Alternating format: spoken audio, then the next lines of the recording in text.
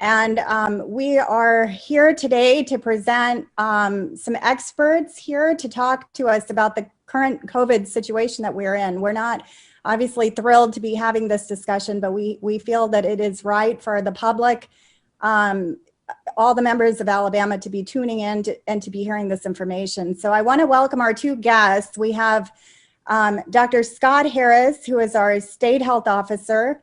And then we have Dr. David Kimberlin, who is our pediatric infectious disease expert in our state at University of Alabama, Children's of Alabama. So welcome to both of you.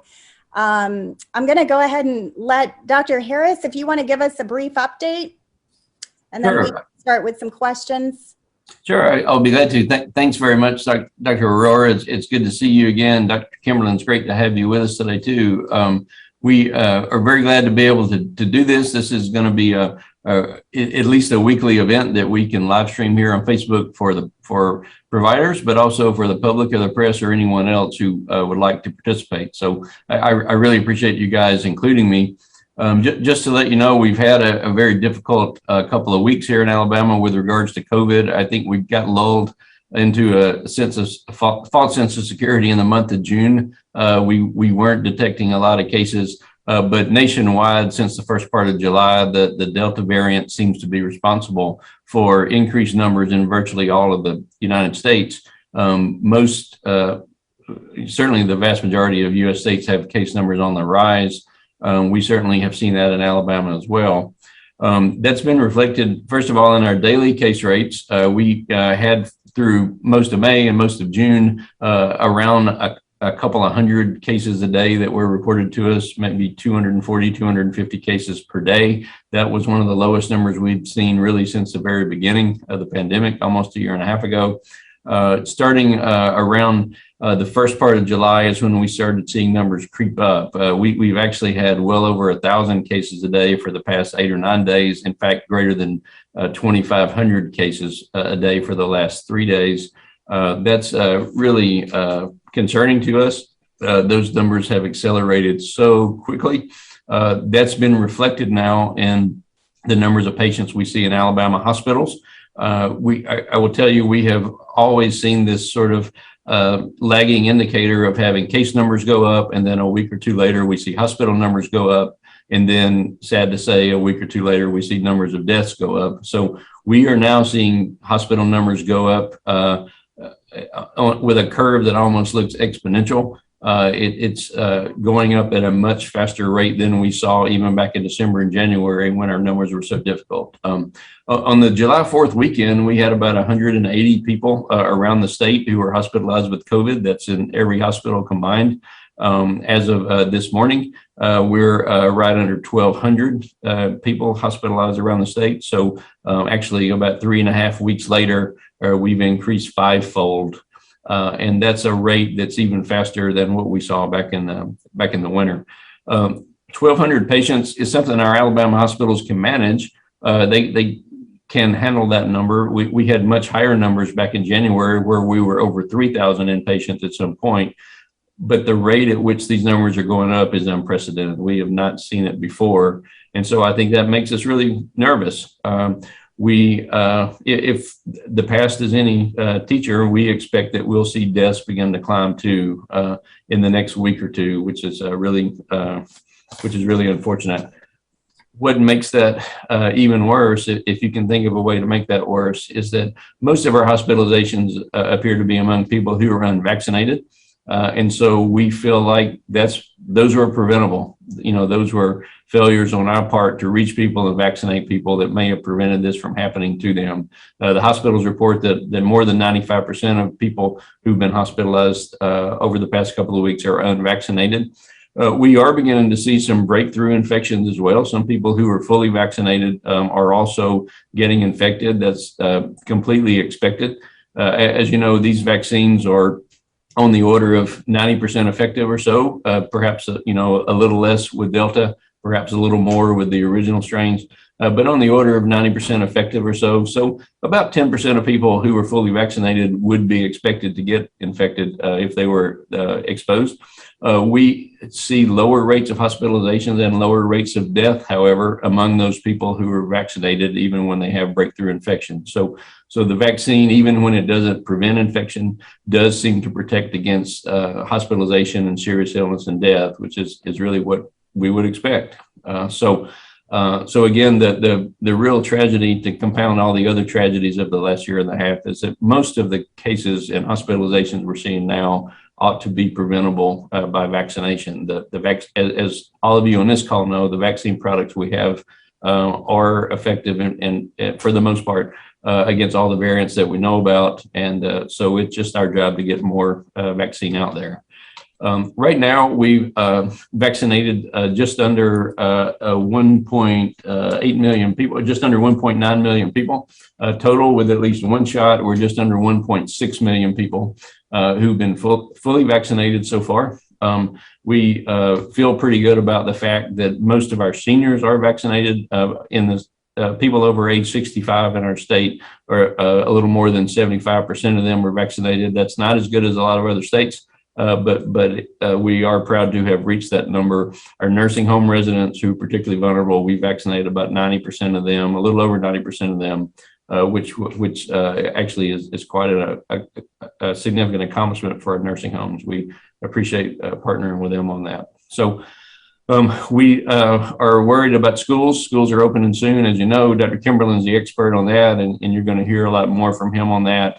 We have gotten new guidance from CDC about universal masking in schools that is equivalent to what the American Academy of Pediatrics says as well. ADPH endorses that. That's part of our school toolkit that we're publishing hopefully tomorrow or maybe early next week. But we certainly agree that that's the safest way for schools to reopen. So I'll just pause right there, Dr. Aurora. That was just a few comments I jotted down, and happy to answer questions now or move on to Dr. Kimberlin, whatever you would like. Thank you. That was great. Can we just have an update maybe from you, Dr. Kimberlin, and then after that we can do the questions as they start coming in. So Dr. Kimberlin. Dr. Aurora, thank you very much for the opportunity to be joining y'all this afternoon.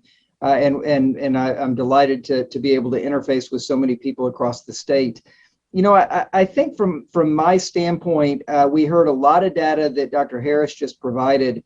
And I suppose what I would like to do is to put faces on that. You know, these folks that are being infected now, overwhelmingly hospitalized, and those dying overwhelmingly are unvaccinated.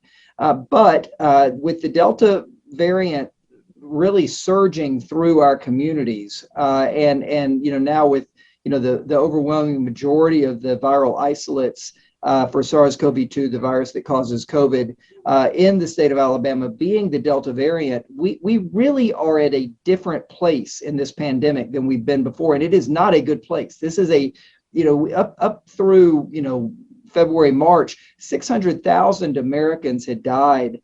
And as you heard from Dr. Harris, the rate of increase was slower than what we're seeing now. Now, the Delta variant may, we think anyway, be not more lethal than the more standard variants or the old school COVID viruses that we had last year and that we had in the wintertime as well. But they are so much easier to spread between people. They will have a Delta variant infected person will have 1,000 times more virus in their nose compared with somebody infected with COVID with the original strain of COVID last, May or April or March of 2020. 1,000 times more virus in the nose. And that's why they spread so much more easily. That this virus, all viruses, all living organisms are looking for a way to adapt to give them a survival advantage. And when it comes to a virus, the survival advantage is to be able to spread to other people more easily, and that is what the Delta variant has learned to do very well. It can, because it has such rapid increase in the amount of virus in the nose.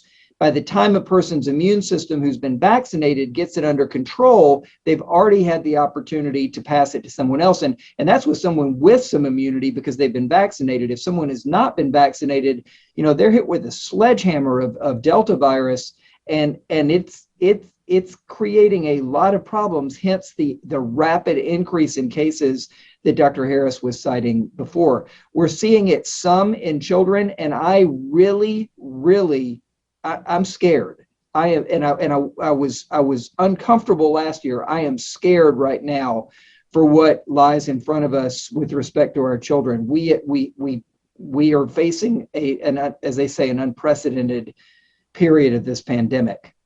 Now, the good news is that we have knowledge and we have tools to be able to get our way through this. The tool is vaccination.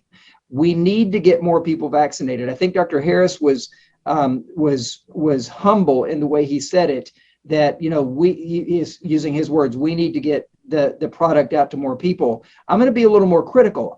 I think the product is out there for a whole lot of Alabamians, and yet some folks the majority of Alabamians are not getting it. And that's not the way I think Alabama likes to treat our neighbors. We are a faith-focused state, and it's a wonderful state to live in. And much of what is sort of the guiding principle in the state of Alabama is the golden rule. Do unto others as you would have them do unto you. Well, you wouldn't want somebody, that to live by the golden rule. You don't go up and stab somebody else because you wouldn't want them to stab you. This virus and the decision to get vaccinated, it's not stabbing somebody else, but it is different than the personal decision, for instance, to not take your blood pressure medicine. If you make that decision, you had hypertension, high blood pressure, you don't take your blood pressure medicine, you have a stroke, you're the one that pays the price, you and your family, but you're the one that pays the price.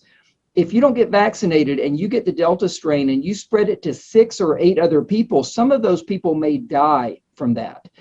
Infectious diseases, highly hyper-infectious diseases like the Delta variant of SARS-CoV-2, the COVID virus, that is something that is not just within the person making the personal decision on the vaccine. That is something that person's decision will have an impact on the surrounding community. And I think we've got to get that word out there.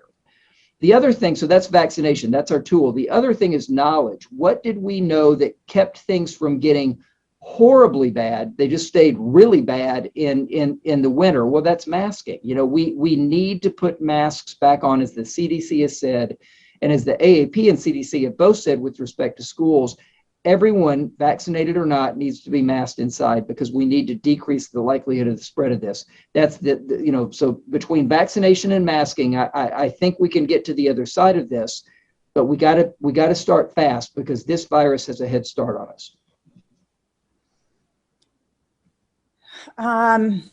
That was a somber update. Thank you for that. I think now, I just, first of all, want to find out about how many patients are in Children's Hospital right now that are with the virus.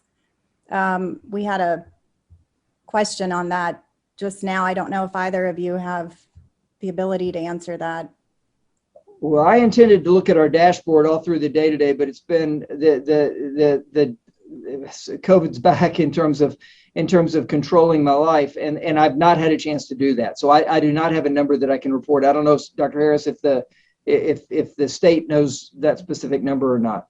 Yeah, so we get that reported to us voluntarily by hospitals. We don't always have it all the time. About 3 days ago, we had, I think, 32 pediatric patients around the state, including one infant, that were hospitalized. I haven't seen a number in the last couple of days, but we've had more. We've had a couple of dozen at least for most of the last week and a half, almost 2 weeks now.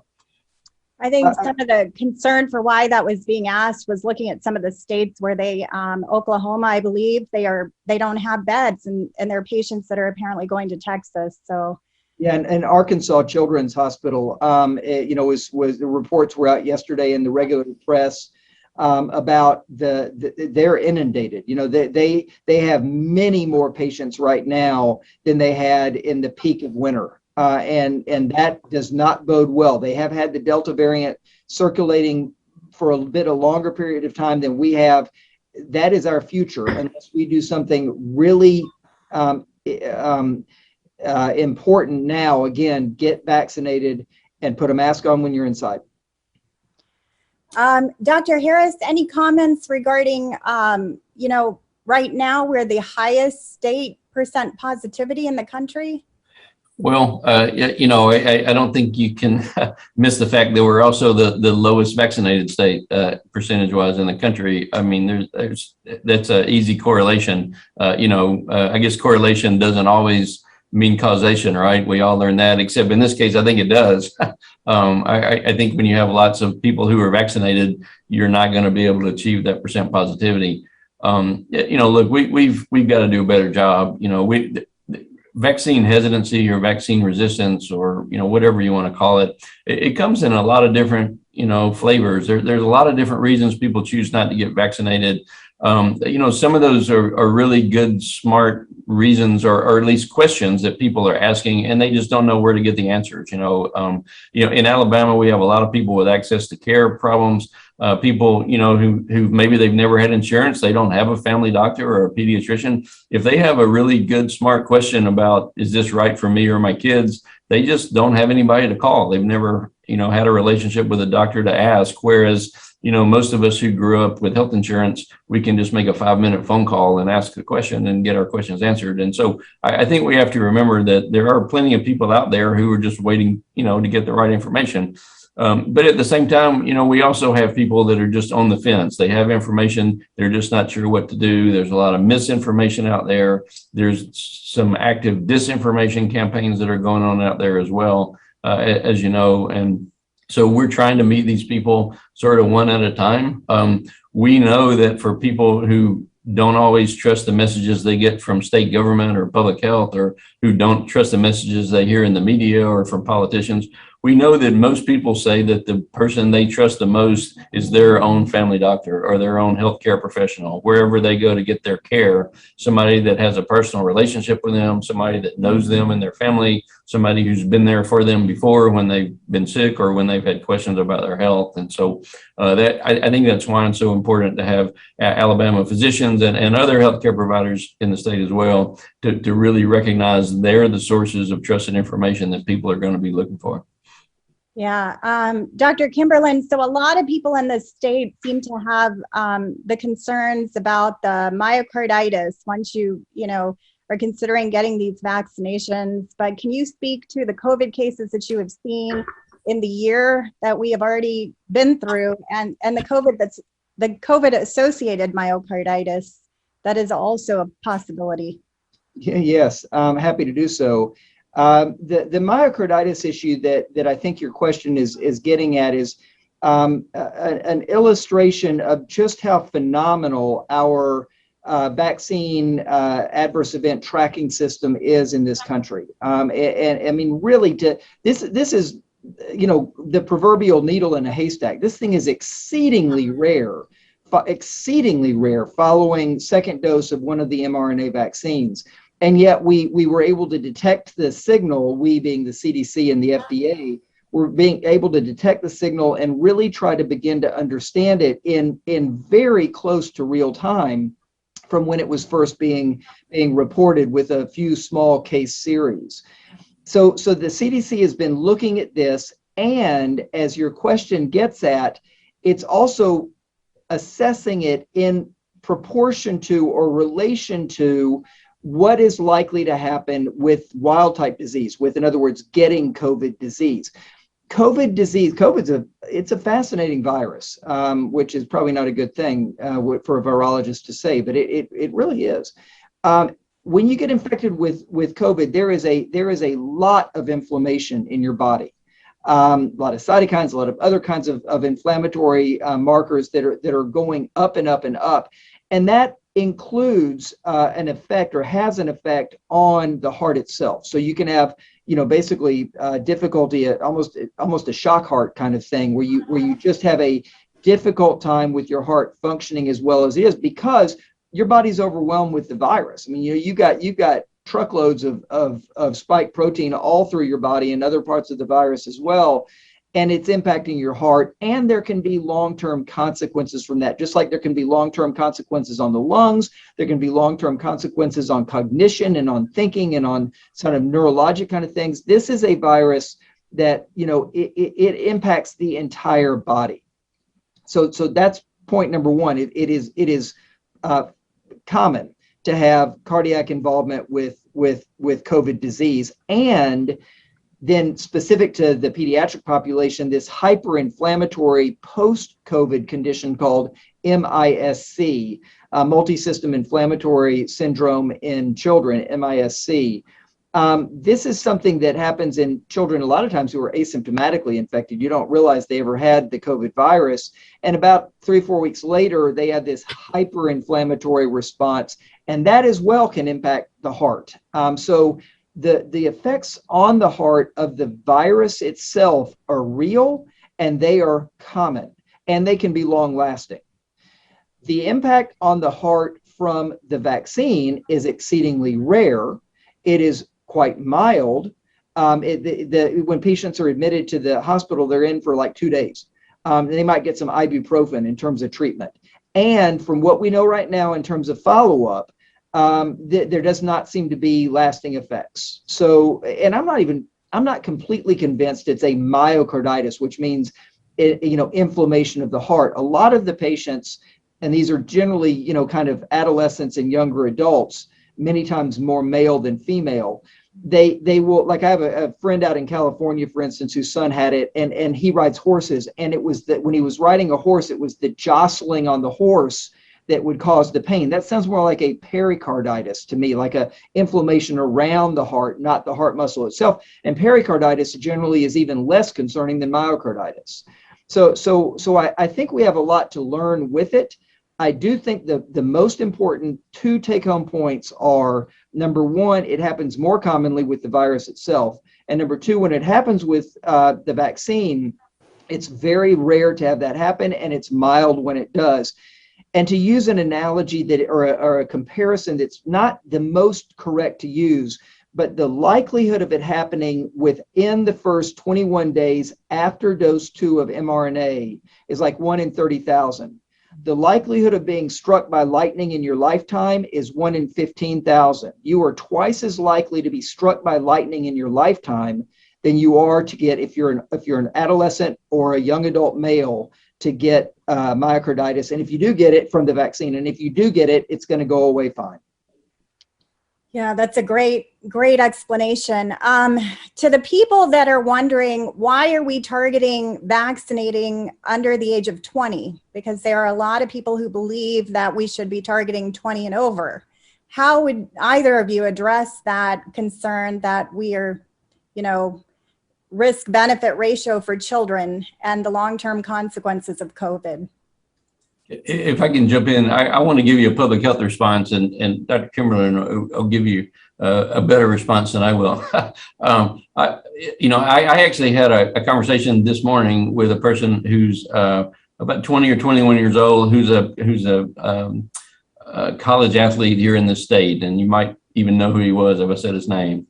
But he's a college athlete, and he said, I believe everything you're saying about the safety of the vaccine. It sounds like it's really safe. It sounds like, the risk is really, really minimal. But I'm not going to get sick if I get COVID. So why should I have any risk at all? Why should I even take a chance of that really, really tiny risk of the vaccine when my other choice is I'm not going to have any risk at all? And so what I explained to him was I tried to explain, not as well as Dr. Kimberlin did, but what David just said, which is, first of all, there is some risk of getting COVID, even in that age group. We certainly have had hospitalized pediatric patients and young adults, as I just mentioned to you a minute ago. We've had deaths in that age group. Not a lot of them, but deaths even in people without underlying health problems. We have had normal health, seemingly healthy as far as we know, teenagers or young adults who have died from COVID. So that certainly has happened and has not, to my knowledge, happened in this state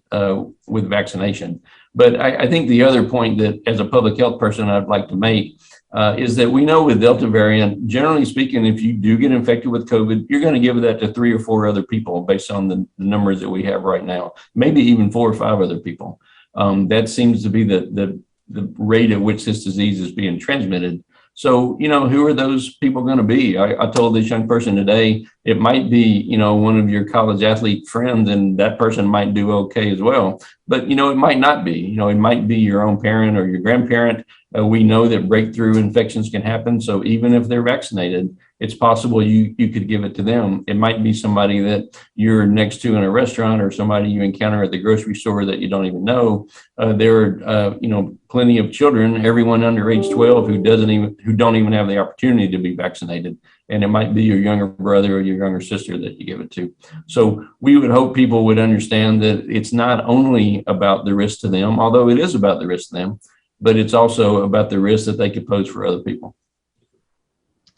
Yeah, and I would add, I'm one of two liaisons from the American Academy of Pediatrics to the CDC's Advisory Committee on Immunization Practices. So I've been at, I guess the Zoom table for the last year and a half on all things COVID as it relates to vaccines, and so when we talked about at the May meeting with an authorization recommendation to go down to 12 years of age so that we would end up for the Pfizer vaccine 12 through 17. So they showed data in terms of what the real disease impact is for the adolescent population and the pediatric population.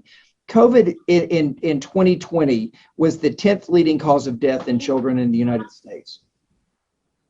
I'll say it again. COVID in the United States, 2020, the 10th leading cause of death.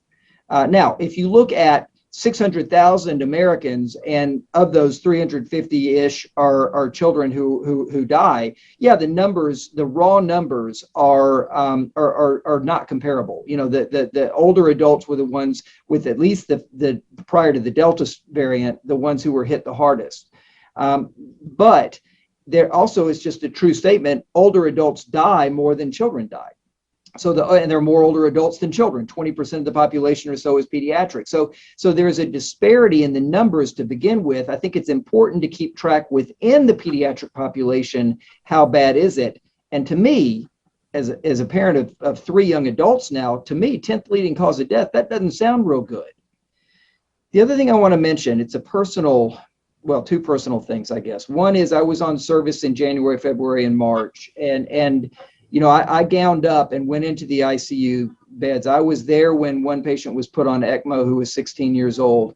This is not a benign disease. I can promise you that. And I promise you by looking through my face shield, which was kind of fogged up because of my N95 mask and my other mask on top of that, looking into the eyes of the parents and the grief that they were experiencing at that time, that was in the spring and winter. That was before we had the opportunity to prevent this with vaccines.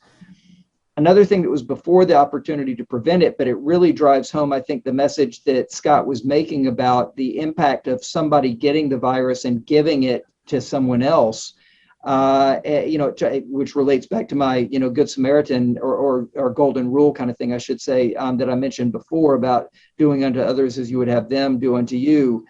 My father and mother are in a long-term care facility over in Texas. And in November, my father, who was 92 years old, acquired COVID from one of the people working in that long-term care facility. This was before vaccine. She didn't have a chance to avoid that, at least from vaccination.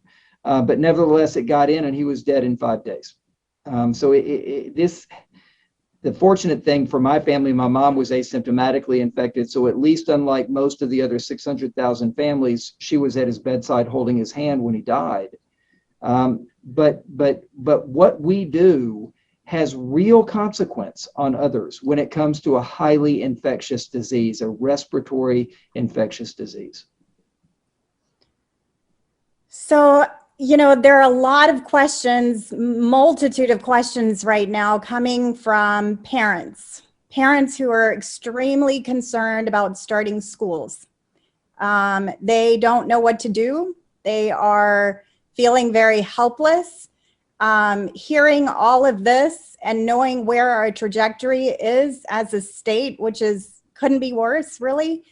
What can they do is what they're asking. What can they do to make their schools be able to mask for the children, not just their children, all children, to prevent the spread of COVID. I think they understand now the seriousness, but some of them are feeling helpless.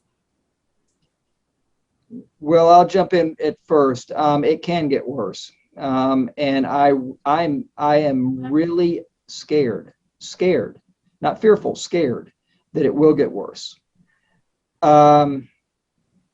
It's kind of getting worse at a bad time, isn't it? I mean, you know, we got school starting soon. We know from last year and the spring of, you know, the 2019-2020 school year as well. We know now that children and adolescents need to be in school. They need to be in-person learning. There are major, what at the time were unforeseen consequences of not being in person: educational consequences, socialization consequences, you know, nutritional consequences, physical health consequences, certainly mental health consequences of doing things remotely. And so, you know, we, the American Academy of Pediatrics, you know, I think Scott will speak to the state, we CDC, we need parents, we need our children and our teenagers in school, in person, in school. I would suggest the following. These are three things to do. One, if your child or adolescent is 12 or over, get them four things. Get them vaccinated. Number two, tell everyone you know that you got them vaccinated. And because Scott's right. I mean, the doctors are tremendously influential, but I don't want to downplay the influence that colleagues and friends and neighbors and family members can have. Don't go in there and you need to do this. Go in there and say, look, I care about you. I've known your child since he was, you know, playing, you know, t-ball, and I care about what happens to him. Please get him vaccinated. This Delta strain, I promise you guys, this Delta strain is different, and it is bad. We are standing in a tunnel right now, and the train is accelerating at us as we speak. So number three, mask indoors, and everyone at school should be masked. Then number four is one maybe you weren't thinking that I would say. Call your superintendent and call your school principal and tell them how uncomfortable you are, and tell them that you want everyone masked, because there's a lot of people out there that have true misinformation on what masking does. People say that it suffocates people. It does not suffocate anybody. And they're out there spreading it, and they're loud and they're mad. And so the superintendent and the principal and the teachers, they hear those loud, mad voices. We need to present loving, concerned voices. We are the majority. I am convinced of that. And we need to make sure that the leadership of our schools realize that we are concerned about it as parents. And that is over time. If enough voices do that, we're in a democracy. That will influence policy. And that's what we need right now. The immediate thing in front of us is vaccinate, mask, and tell everybody about it, and talk with the people who are making the decisions for your particular school, and tell them how concerned you are.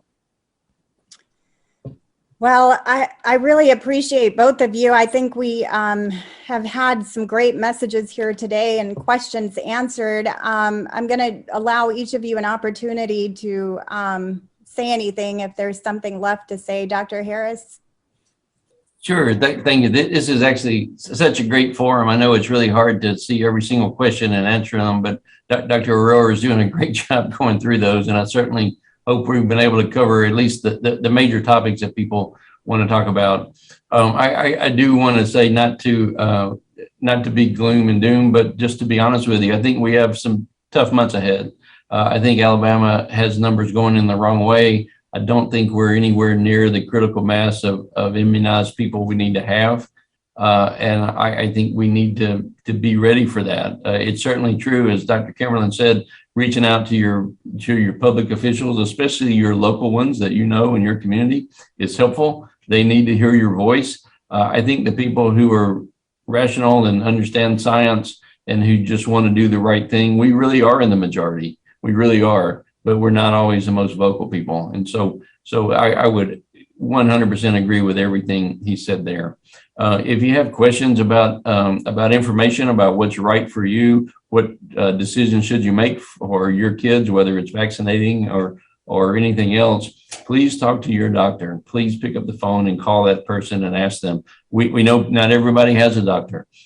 Please talk to us at Public Health. That's what we're there for, and we can absolutely answer those questions for you or get you to the person who can. So thanks again for joining us. I'm going to pass it off to Dr. Kimberlin, but just to remind you, we're going to be here again next week with other types of questions and other types of discussions, and we just appreciate you all making time today. Well, I appreciate the opportunity to be with you this week. I am doom and gloom, and I think we're facing a catastrophe.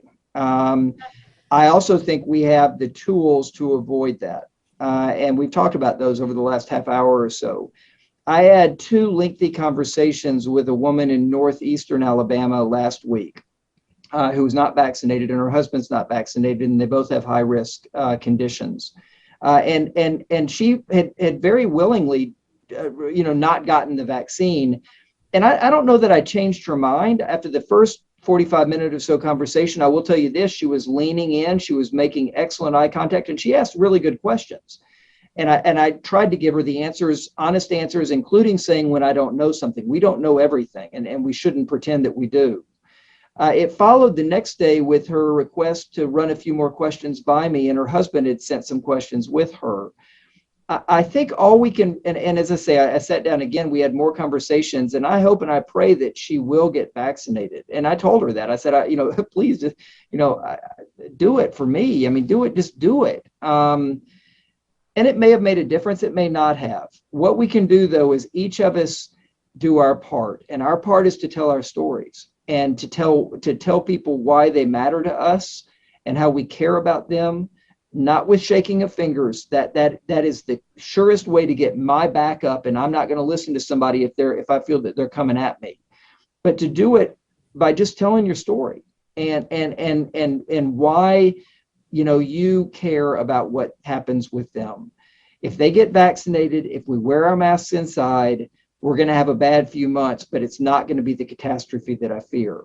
If we delay, we're going to be like we were in March 2020, where literally waiting 2 weeks cost about 100,000 lives. We've got to do it. That's nationally, not in the state, but nationally. We've got to move now. Now's the time to do it. I think this forum's a great way to kick it off. And I hope folks out there will contemplate and reflect on what we've talked about and reach out with questions and hopefully make some good decisions. Well, thank you both very much, Dr. Kimberlin, Dr. Harris. As the Medical Association for the state of Alabama, one of our mission roles is to advocate for the public, and we hope to continue to do this weekly. Thank you.